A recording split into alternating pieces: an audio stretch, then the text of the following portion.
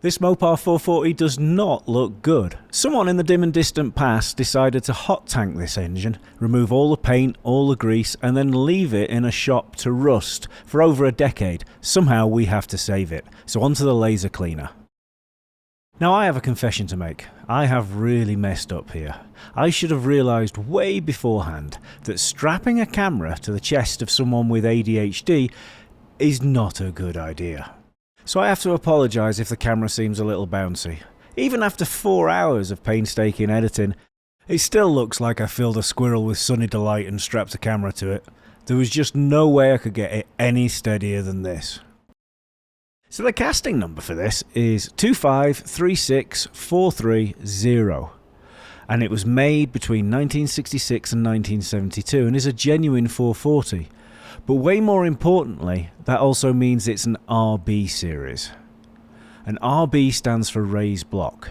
That is a big deal. The raised blocks are highly desirable, and that's why this customer is so intent on saving this block. He has a set of 40 over pistons for it that he's had for a number of years. So the pressure is really on us to clean this up when we bore it at 40 over, because we can't go over that or he won't be able to use his pistons. We're hoping that the damage in the bores is not so bad that it can't be saved. In this particular case, our customer is another shop, and he will be doing the final honing of the cylinders. We just need to remove all of this rust, make sure that it's savable, and bore it to 40 over.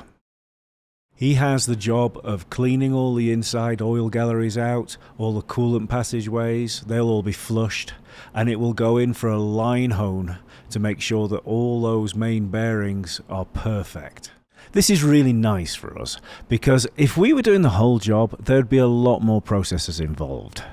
Typically, we take a block, we'll scrape the worst of the mud off, and then it will go into our spray wash cabinet. Now that can take up to £1,000 in engine blocks or parts, and it heats the water and chemicals up to 160 degrees, and then rotates the parts while blasting it from every direction. And that will blow out all the oil galleries and the lifter bores and all that kind of stuff, and just get rid of any grease and dirt and nastiness. This block didn't actually have any grease on it because it had already been through a hot tank. And that was one of the main reasons we just kind of skipped that first step. Most blocks will see the spray wash cabinet again once it's been honed, because the honing oil just gets absolutely everywhere and it will stop the ceramic enamel coating from sticking to the metal. Typically, if there's a question mark over whether a block is going to be savable or not, we will do things in a pretty specific order.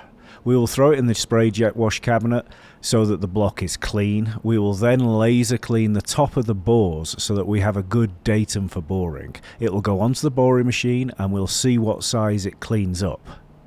Now, some blocks aren't worth sleeving. This one would have been, and the customer was insistent that we just went ahead and laser cleaned it before boring because he was going to save the block anyway.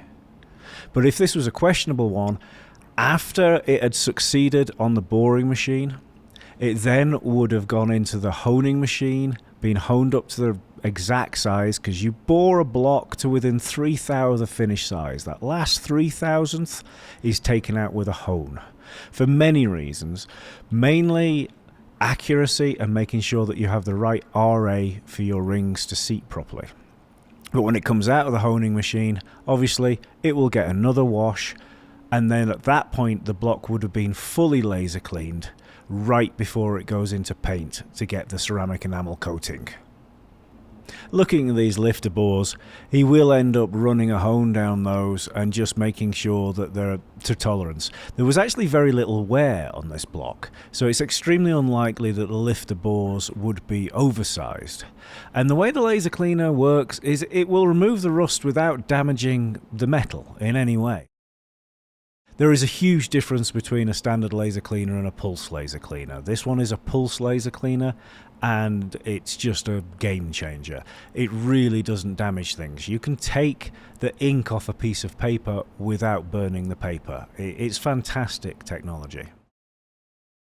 So because of that, and the fact that this block won't have seen much wear, If he just runs a hone down those lifter bores and then measures them, chances are they're going to be in perfect shape and won't even require inserts. Obviously rust can cause pitting, and there are places on the engine where pitting would be a nightmare. The cylinder bores, for instance, you definitely don't want any pitting there, and that's why the engine's being bored out. Well, one of the reasons, other than he also has those nice 40 over pistons. But there's plenty of places on an engine that pitting just doesn't really matter all that much. And this is why small pitting and marks on cranks, as long as they're structural and it's not delamination, people will just run them again, because it's just a bit like having a groove in a bearing. It's more places to hold oil. Obviously there's some caveats to this. It can't have a sharp edge around it that is going to gall up any kind of bearing, but in a lifter bore, that's not really a problem. You've just got oil flowing around there. The majority of the clearance is going to be absolutely correct, so a few little bits of tiny pitting are just going to hold the oil slightly better in those bores. They're not under compression in the same way that a cylinder bore is. And cranks and rods have a huge amount of oil flow through them. That's why your oil pressure is a function of your bearing clearance.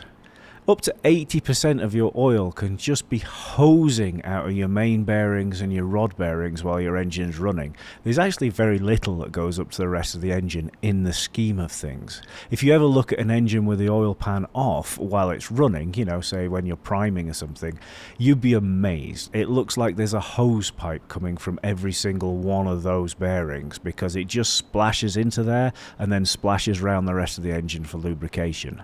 So a tiny little bit of pitting isn't going to make a big difference on the cast portion of it. Of course, bearings are a different matter, and they need to be absolutely spot on, and you have to be very, very sure that what you have there is not a bit of damage that's going to get worse. If in doubt, always consult your machine shop. They're going to have the equipment to be able to tell you whether something is just some minor rust pitting that's not going to spread or damage anything, and it's in a place that's not critical, or whether it's the sign of a part about to massively fail. Now, a huge advantage with laser cleaning is it kills the rust dead. It is no more likely to come back on that surface now than it would a new block. And when you compare that to something like media or shot blasting, the real big advantage is you don't end up with lots of abrasive left inside the engine that can come out at any point. If that isn't washed out properly, you could end up killing your engine again. Now this is it after it's come out of the laser clean, getting ready to be bored. As you can see, it's got into all the nooks and crannies, but those bores, although relatively clean, are still no good to run a piston.